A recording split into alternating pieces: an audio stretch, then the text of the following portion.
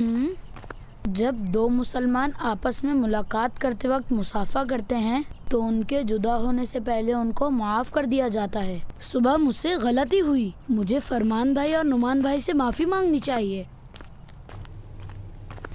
फरमान भाई क्लास में भी नहीं है, शायद जा चुके होंगे।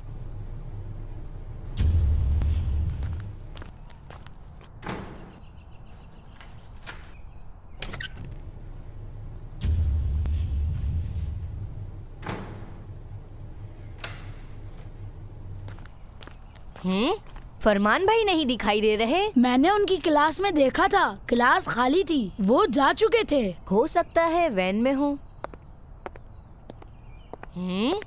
लेकिन वैन में भी दिखाई नहीं दे रहे। हो सकता है वो अपने बाबा के साथ घर चले गए हों।